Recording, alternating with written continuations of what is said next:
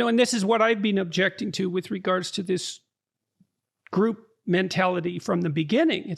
It seems to me that it's fundamental danger. The fundamental danger is the devaluation of the sacredness of the individual as the primary category. You replace that by group identity, you have no idea what kind of devil you're messing with. Or maybe you do to some degree. You experienced it a bit because you messed about with that devil and you got tempted, and 7,000 people told you were right. It's like, imagine you're a political leader. Okay, now imagine 30 million people tell you that you're right, and they chant that in a mob. And they do that everywhere you go. That's what happened in Germany. And then you play to the crowd. You're that actor. You play to the crowd, and you get hungrier and hungrier for that validation.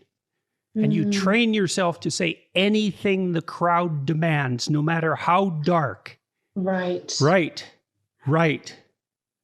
And I find it extremely worrying, which is why I speak very, very loudly in the way that I do, especially online, because that's exactly what we're starting to see online. People saying whatever it takes to get that same level of validation and affirmation every single time. Welcome to episode 120 of the Mikhaila Peterson podcast. This is an absolutely incredible episode. It's with Africa Brooke and my dad. Africa is one of the most eloquent guests I've had on, and her interaction with my dad was heart-wrenching. She wrote the viral article, Why I'm Leaving the Cult of Wokeness, which I've linked below. Africa Brooke spoke about what made her write that article and the effects it had on her life afterwards. We ended up discussing wokeness to politics, religion, racism, how to stop your ego from destroying your life, how to stop narcissism from destroying your soul. It was mainly an episode between Africa and my dad. I surprised her with my dad, to be honest, but I enjoyed it immensely. This is not one to miss. If you enjoy this episode, hit subscribe.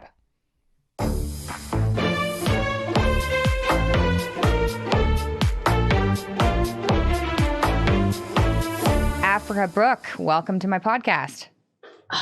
Thank you. I'm so thrilled that we're able to do this. Okay, before we get started, one, I want to read a paragraph from the article you wrote that went viral, and then I'm going to get you to introduce yourself, and then we can get started. Beautiful. So this is why I'm leaving the cult of wokeness. I can no longer be an active participant in any culture or movement that encourages groupthink, outrage on demand, fear and violence, revamped segregation, fabricating history, cancellations masked as accountability, self-centeredness, normalization of racism towards white people, the disempowerment of Black people masked as social justice, the constant redefining of existing language, ignoring self-responsibility, constant pathologizing, oppressed versus oppressor mentality. There are many other things that I do, but that's the best way to kind of encapsulate everything. So my journey into the work that I do now, which is specifically focusing on the costs and the effects of self-sabotage and self-censorship, began about 5 years ago. We can go into this later, or I can kind of just give a little bit of a brief summary now. It began 5 years ago when I got sober. And me getting sober wasn't just a decision that I made overnight. It was actually a very grueling, soul-destroying process. And I had relapsed 7 times before that, between the ages of 19 to 24. And I always say that what was different about that final time in 2016, when I was just so physically exhausted with that cycle, is that I became curious about what that cycle actually was. I started to get curious about human behavior, about the concept of self-sabotage, which is something that I discovered just through researching, wanting to understand my own behavior. And it's what leads me to the work that I do now, where I ended up looking at my own subjective experience, but it ended up speaking to hundreds, now thousands of people, speaking to academics, speaking to people that were addicts, speaking to people in my family who also experienced addiction. And it slowly started to become something that felt like a responsibility for me to give people this information And now I don't just focus on the self, the individual. I now look at self-sabotage and self-censorship through the lens of the collective, which is where my letter comes from. And it kind of speaks to that. Okay. So when is this letter from and how many people have read this?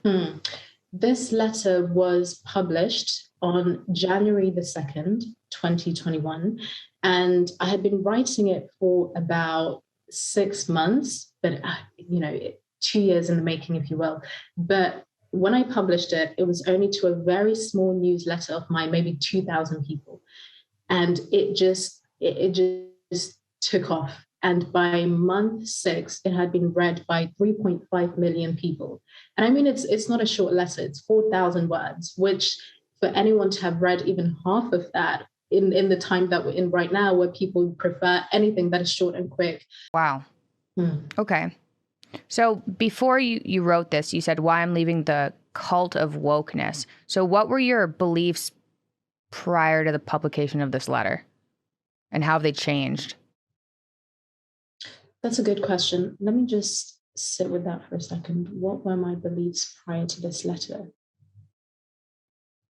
I wouldn't even be able to sort of list them in a very neat way, because I thought I was a very balanced person. I had never over-identified with any kind of movement. I had never seen myself as a firm part of social justice, if you will. I had friends that were part of those movements, etc., but I had never seen myself in that way.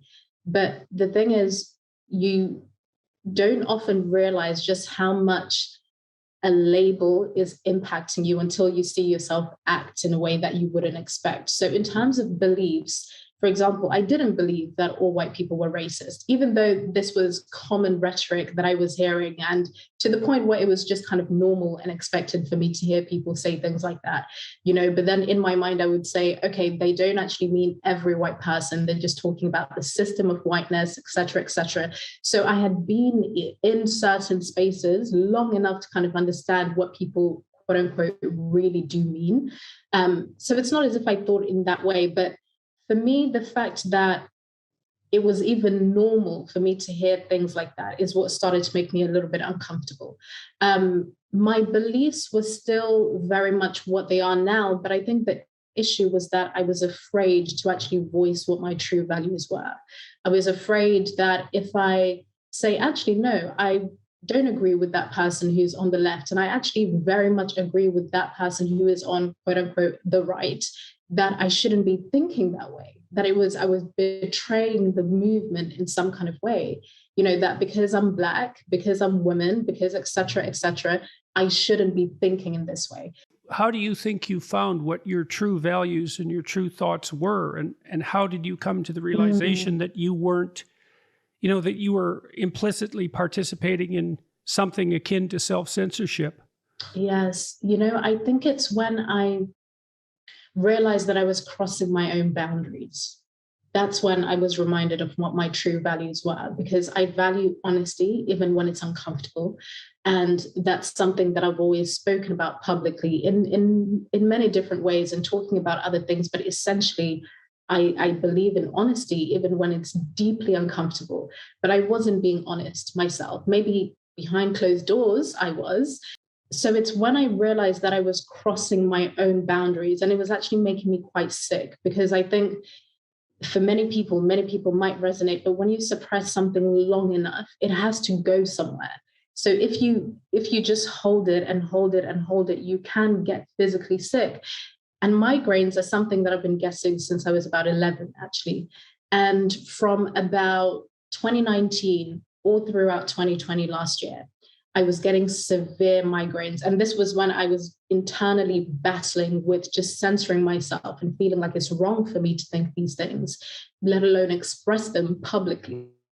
Okay, so I got a couple of questions about that. So if I got your story right so far, so you said that you had more or less implicitly and perhaps somewhat explicitly accepted a version of yourself that was in alignment with group identity categorizations. You said, well, I'm Black, I'm a woman, I'm young.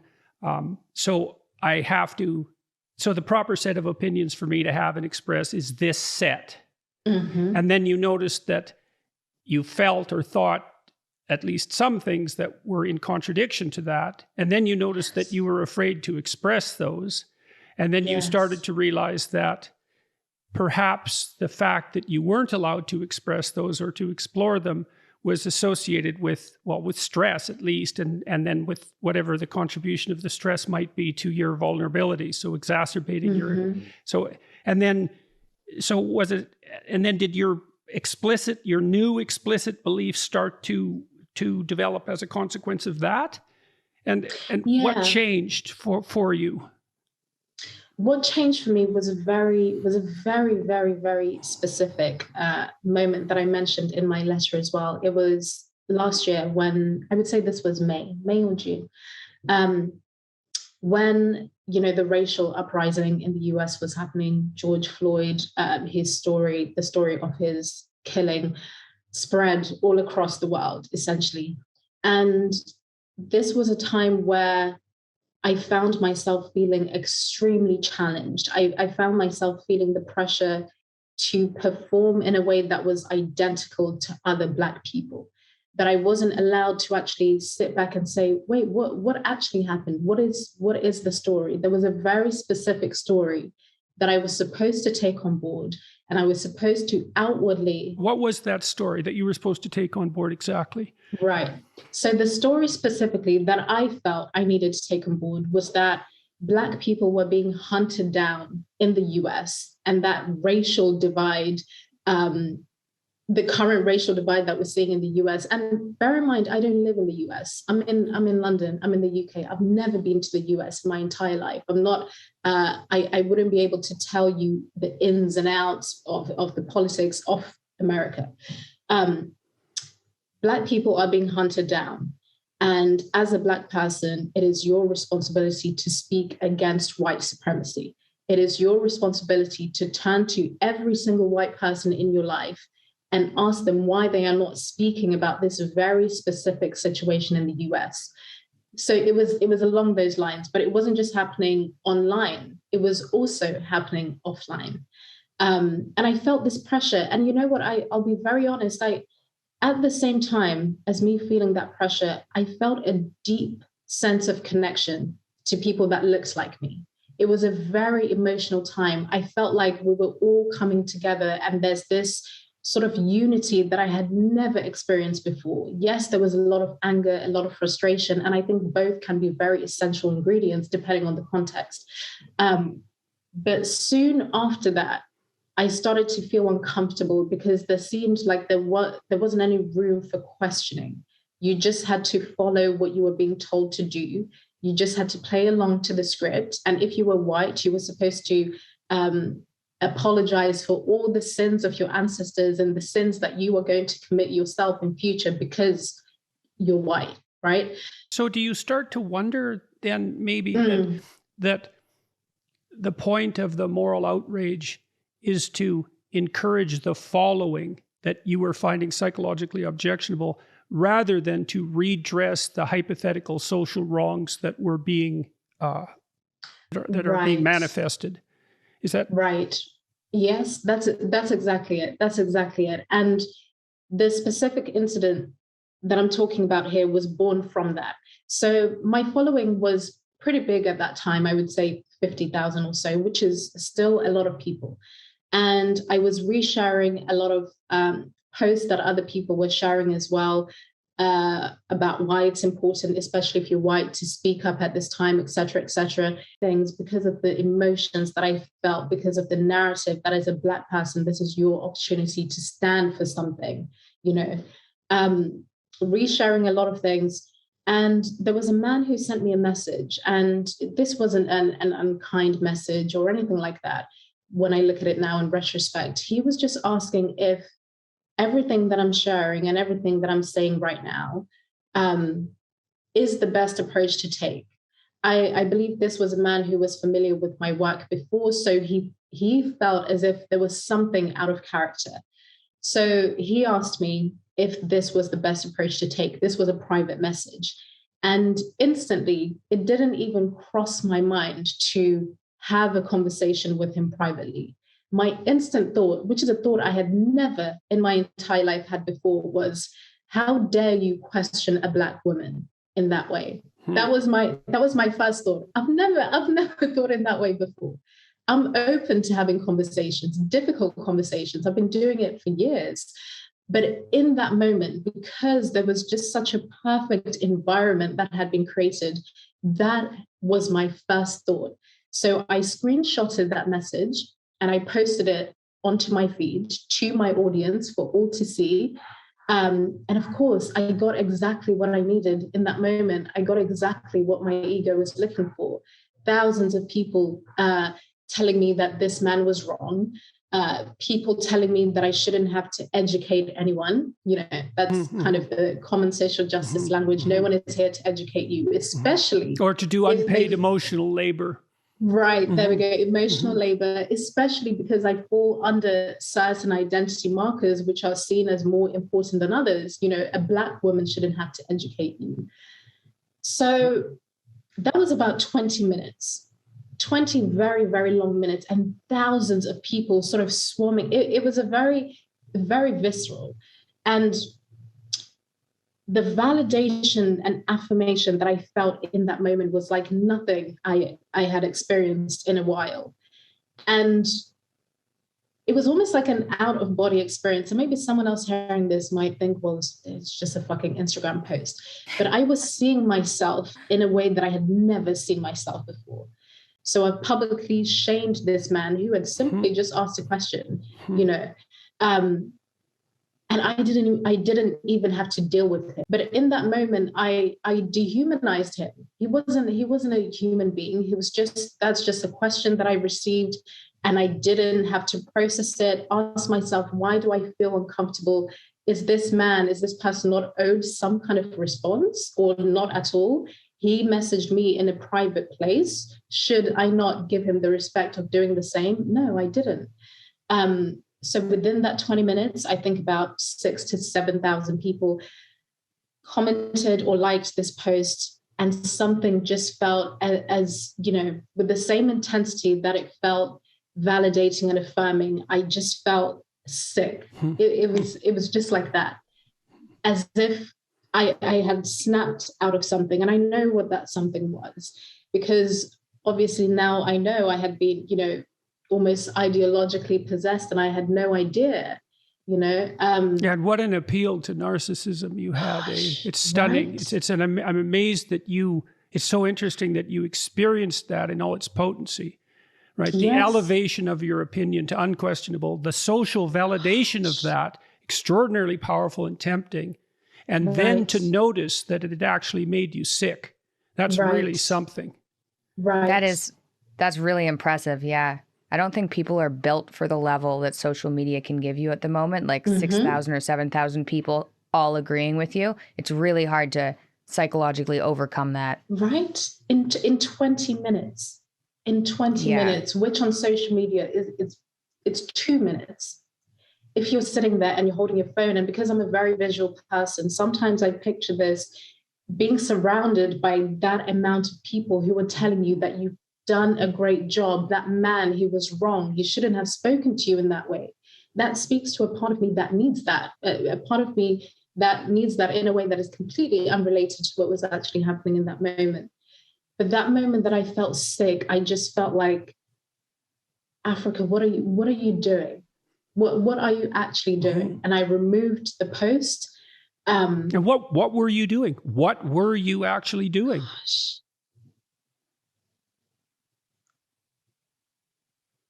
What do you think it was that made you sick? I was performing. And I know performance very, very well. Having gone through what I did with alcohol, and my father, when we were growing up, he was also an alcoholic. We grew up in a very, very abusive home. He was physically abusive.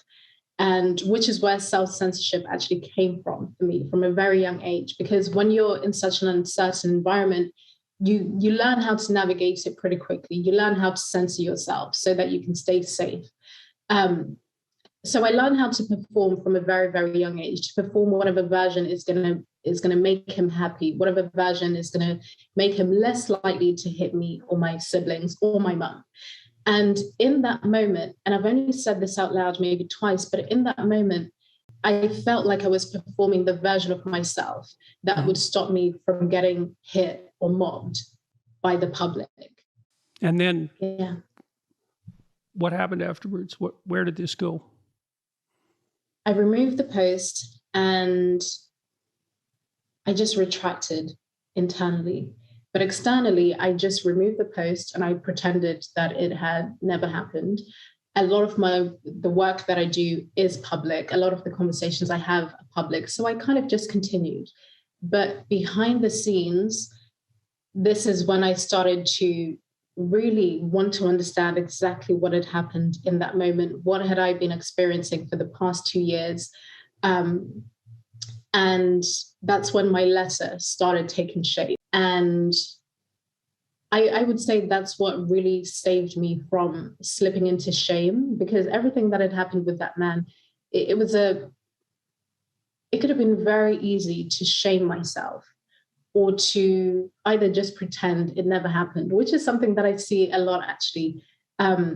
Just denial, just the theme of denial runs through everything that I'm seeing play out in the culture. I see things like that all the time, where someone will publicly shame someone or they will misrepresent someone and then maybe find out that they were wrong in a very public way as well. And then they'll just pretend that it never happened, and they get to move on. But that person, do they get to move on? When I think of that man who I have reached out to since, he doesn't necessarily get to move on in the same way I did. So behind the scenes, that's when I started writing this letter. Do you have, I'm sure that this is going to resonate with people, this conversation. Do you have suggestions for people who might be feeling that kind of, like, when you do something that you're like, your soul doesn't agree with? And it's like, I think what I get is some sort of existential horror. And it's just like, It's just like everywhere. And it's like, you're going in the wrong direction of reality or something. So if people are stuck in that and are scared, how do those people try and stop and switch to going in the right direction? Hopefully that made some semblance of sense. Right. And you know what, Michaela, I wish there was you can imagine that I get asked that question hundreds of times a day. And I think we want a simple answer, don't we? We want just one answer. That I don't think there's one answer. Part of it is to try to listen to what you say, to what you're saying, and see if it makes you feel stronger or weaker. Yeah. Like each word is like a stepping stone through a swamp. Right. And if it's the right word, then you step on it and it feels secure and stable compared to the territory around it. And you test that out. And then you dare to see if that's the way you think, as opposed to that persona that you're putting on for public adulation and protection, right? That's the temptation of the actor. So in the movie Pinocchio, when Pinocchio is trying to stop lying and to become a real boy, he faces two major temptations apart from lying.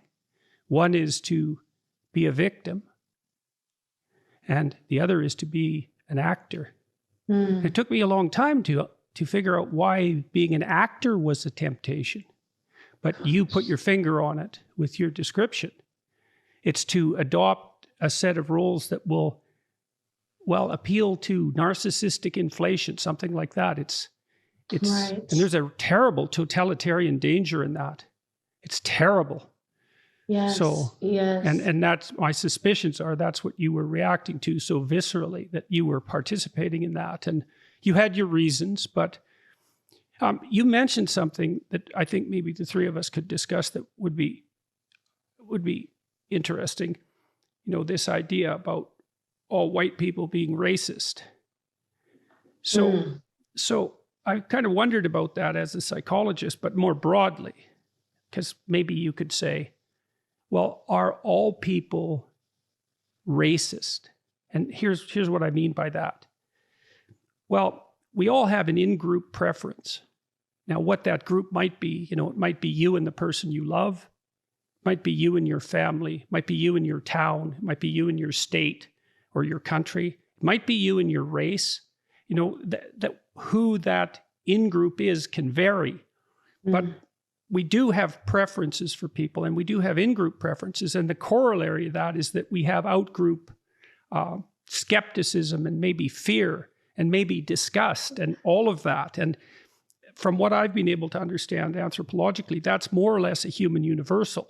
As different peoples have been brought around the world into global community, let's say, one of the things that anthropologists have found is that it's almost always the case that any given tribe of people will use the word that refers to human beings to their tribe and some other word to everyone else.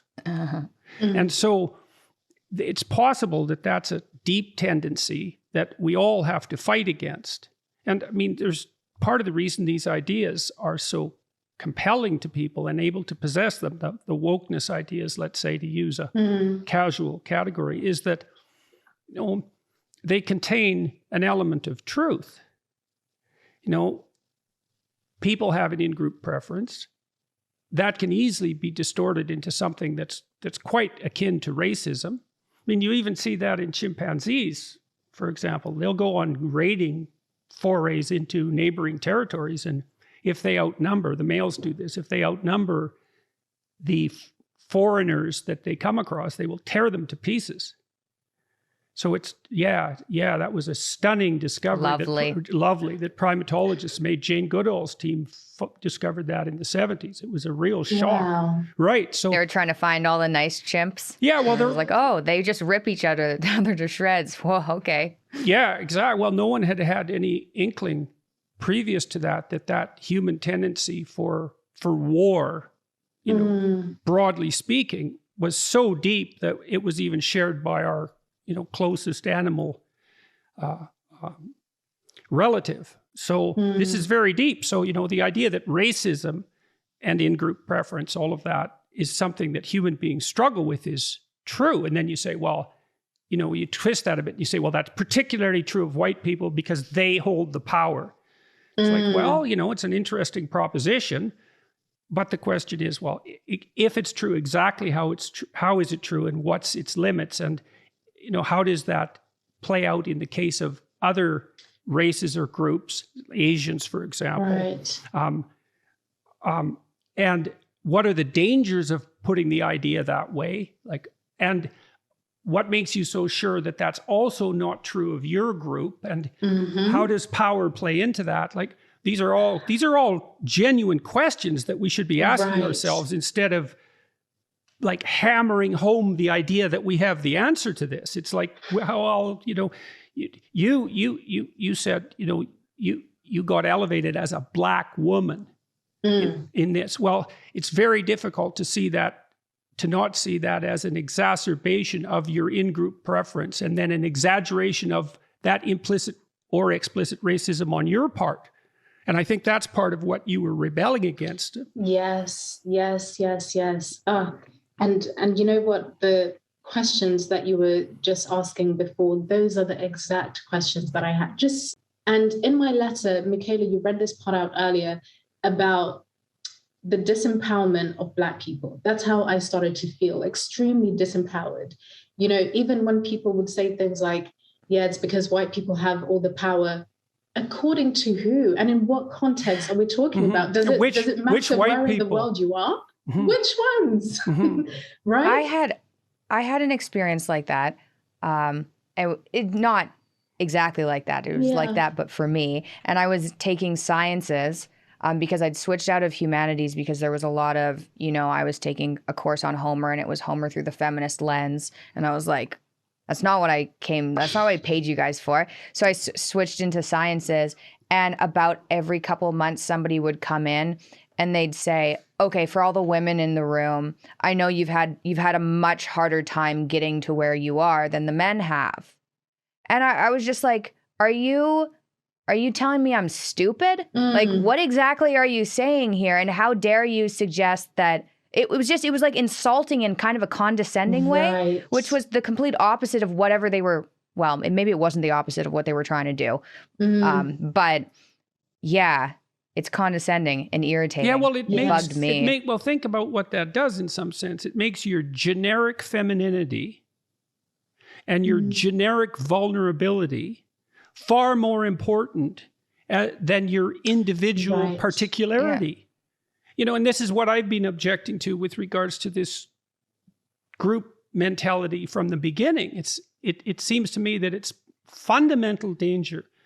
The fundamental danger is the devaluation of the sacredness of the individual as the primary category. You replace that by group identity, you have no idea what kind of devil you're messing with. Or maybe you do to some degree. You experienced it a bit because you messed about with that devil and you got tempted, and 7,000 people told you were right. It's like, imagine you're a political leader. Okay, now imagine 30 million people tell you that you're right, and they chant that in a mob, and they do that everywhere you go. Yeah, that's what happened in Germany. And then you play to the crowd. You're that actor. You play to the crowd, and you get hungrier and hungrier for that validation. And you train yourself to say anything the crowd demands, no matter how dark. Right. And I find it extremely worrying, which is why I speak very, very loudly in the way that I do, especially online, because that's exactly what we're starting to see online. People saying whatever it takes to get that same level of validation and affirmation every single time.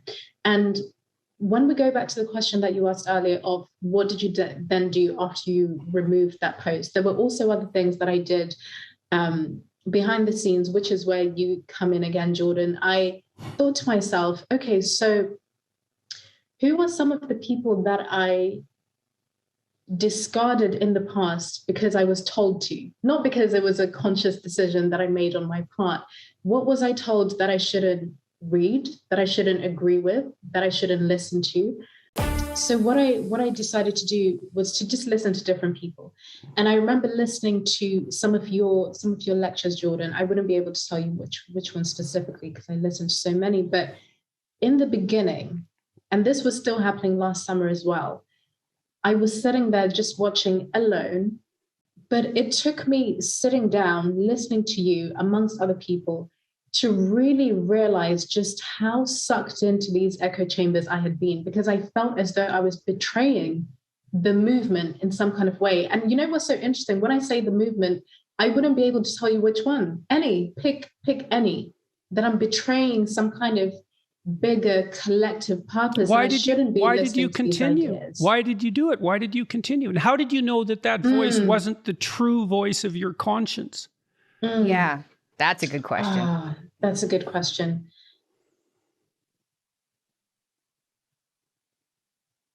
I knew it because the discomfort that I felt wasn't anything compared to the sickness that I had felt for the past 2 years, actually being immersed in those spaces. And more than that, everything that not only you were saying and that other thinkers were saying. I remember listening to Larry Elder, for example, and feeling the very same things, if not more, because I was receiving certain information from a Black man. And I'd never heard anyone speak in that kind of way before, in a very objective way, talking about certain data as to why maybe he doesn't think there's systemic racism in the US, et cetera, just data-driven research. And I still felt that I couldn't. The cognitive dissonance, to just put it very simply, the cognitive dissonance was intense. But I sat with it because I'm very familiar with discomfort. I always see my sobriety and the journey to getting sober as the foundation that holds me in place when I'm feeling any kind of discomfort. Because when I go back to getting sober, for example, that final 8th time, I felt so uncomfortable. There was nothing in that moment. There was nothing empowering about it. It wasn't this profound decision that I made and that now I live a sober life. I had no other choice. Otherwise, I was going to be sick for the rest of my life. Yeah, I think you make a choice like that, not in pride, but in abject humility. Yes. And I see that process that I took myself through, of kind of giving myself back to myself is the way that I think of it, you know, sitting through those lectures, hearing you talk, because I'd had an experience in relation to you years before where I had made a firm decision that I would never in my life listen to anything this man has to say. Based on a 3-minute clip, mind you. Do you remember what it was that I said that was so profoundly irritating? I mean, there's do, many. Can you tell me what that was? Of course, you were talking about the gender pay gap, and this was part of a longer interview. The interview that you had with Kathy Newman, and this was a clip, 3-minute clip.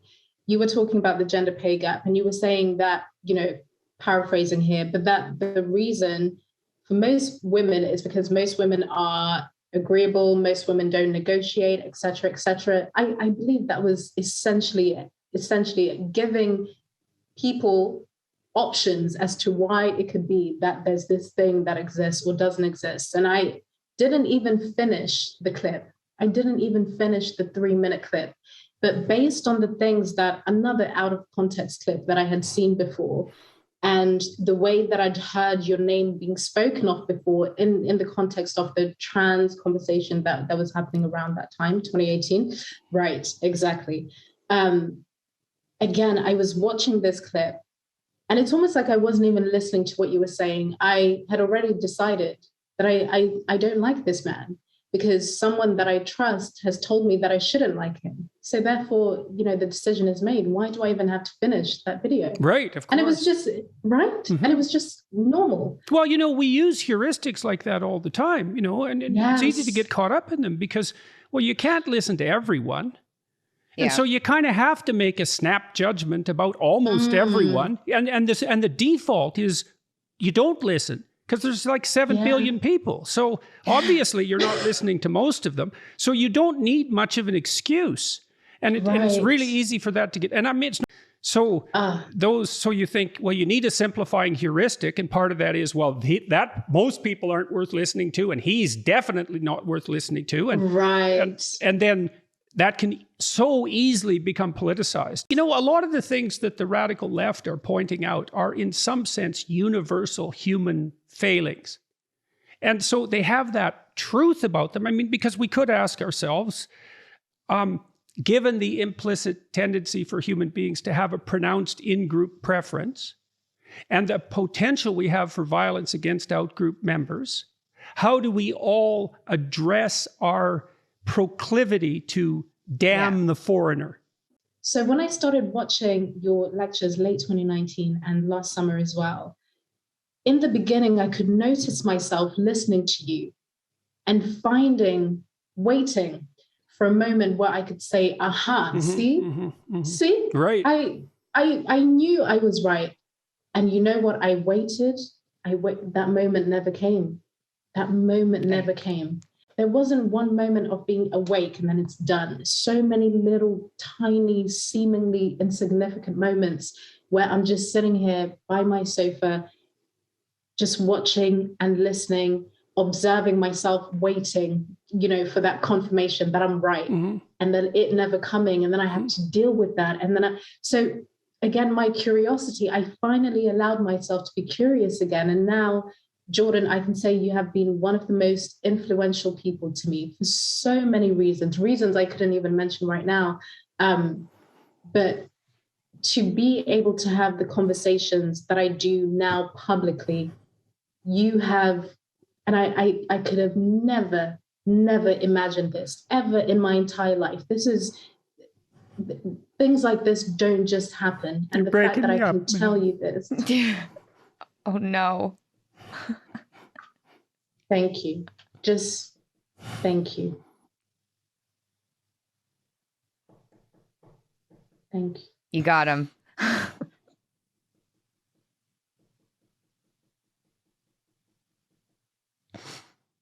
It's a pleasure. It's a rough pleasure, but... I know. You know, you knew what happened to me with Marvel Comics? Yeah. That was something. It's really something to see yourself portrayed. You know, I got accused of being a Nazi pretty much when all this happened. It was really something because I had been teaching students what we're talking about today, about these temptations that you faced and how people, as individuals, get sucked into that totalitarian hell, you know, and then, so that was something for that to happen, such a reversal, and then to have that comic book come out, well, it was surreal. It was absolutely surreal to be portrayed, because Nazi wasn't enough, right? We had to go right for the archetype itself. So I think we've raised about $400,000 for charity now on the basis of that. So that was a fun reversal. But it was really shocking when I first saw that. I just couldn't believe it. I was very ill at the time too. And I thought, this can't be real. This has to be Photoshop. This cannot possibly be happening. It's so completely beyond comprehension. And, you know, to come from the pen of one of the foremost Black intellectuals. And I use the racial category only because that's the categories that he's using to operate within. Yeah. You know? So life is really weird. This is true. Right. This is true, as this whole conversation illustrates. So what have been the personal consequences for you of writing this letter and having it go? I mean, I mean, have you been pilloried? What's happened to you? But I actually have not received any pushback from this. And for it to have been read by over 4 million people. Why not? Why hasn't it happened? Why do you think? What's operating to protect you, do you think? You know what? It would be very naive of me to think that my identity markers, the ones we've been speaking about, don't have anything to do with that. I think people are more willing to listen to what I'm saying because of the fact that I'm Black. If I had been white, for example, a lot of what I'm saying, the more universal things that are not specific to me being Black or Zimbabwean, they would have just been dismissed, because there are many things people have been saying over the past years that are just common sense. They make sense. People have genuine questions, but no one will listen to it because the first thing they will see is that you inhabit a white body, so you don't get to speak, you know? So I think people are more willing to hear what I have to say because of that.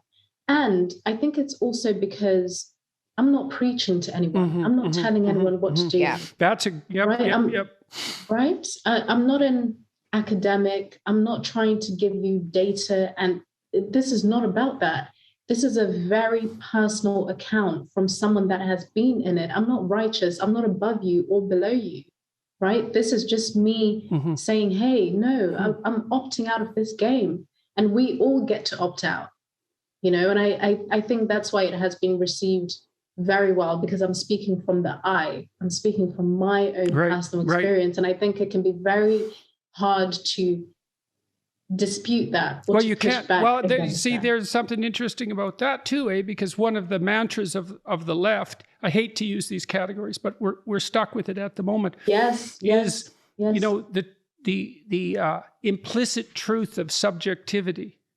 And the thing is, and the thing is, there's something right about that, because there is a domain of knowledge that you have privileged access to that no one can dispute. And that domain of knowledge is your honest representation of your subjective experience. And that it does have the kind of power that you just described. And so there's some sense in noting that as a form of truth. But then the claim seems to have got twisted and perverted in some way, which is, it kind of gets elevated narcissistically. It's like, because I have this domain where I am the only person who has access to those experiences, then all of a sudden that gets it gets inflated in this political way into a narcissistic claim that, that means overall my truths are as good as any truth and they're as good as anyone else's. And there's an error there, right? Because despite the fact that there are things that you can say, that only you can say, that no one can dispute, there are all sorts of things that you can't say, that you don't know, and that are absolutely subject to dispute. Yes. And so it's the narcissistic inflation of the claim beyond its reasonable boundaries. And then your conscience, I think, was operating in you to say, well, where are the boundaries of this claim? Like let's take the war, so to speak, between Black people and the police in the United States. Well, obviously that's a problem, but it's a really, really complex problem. And maybe we want to have an instant solution to it, but we don't have an instant solution to it. And so the claim is, well, this is a problem. And then the next claim is, well, it's based in racism. And then the next claim is it's based in white supremacy. It's like, well, wait a second. There's a problem here. And the problem with coming up with a solution so rapidly is, well, you don't know. You actually don't know. This is actually a really complicated problem. And your intuition that it's a problem is dead on. And your intuition that it would be reasonable morally to be concerned about that is dead on. But the right approach is questioning, not answering. Oh, I love that. I love that. And yeah, I think that directly speaks to why my letter has reached people in the way that it has, and it's received such a positive reception, overwhelmingly so. I still receive hundreds of people messaging me every single day, emails, and it's... But you don't get the sickness from that you got with that other... Okay, no. So that's interesting too. So how do you know that this positive response is credible? Oh, that's a very good question. So it's very difficult for me to sort of give a neat answer to that, but it's a very deep knowing, and I'm sure you both know what I mean by that. And that when I receive messages from people in all corners of the world telling me that my letter has freed them, people sending me voice notes crying and saying that they were ostracized by their family members for not supporting certain political movements last year, or not making certain medical decisions that they don't think were the best ones to make, et cetera, et cetera. And that 4 million means something. And it's not just to me, it's not a vanity metric of saying 4 million people. I couldn't give a shit about anything like that. I really don't. It's about what that represents. When I have other Black people telling me that I've given them some kind of permission slip to think differently, because as Black people, this is something that I have to be honest about, especially in the West. We're not afforded the same level of individuality as everyone else. We're sort of placed in the oppressed category by default, and it's almost like you have to fight for your individuality. What is the weight of that? So, I mean, hypothetically, right? The theory is, well, we're trying to help you by defining you as oppressed, right? I mean, that's the theory, because we see that, well, even if you use racial metrics, for example, there's inequality.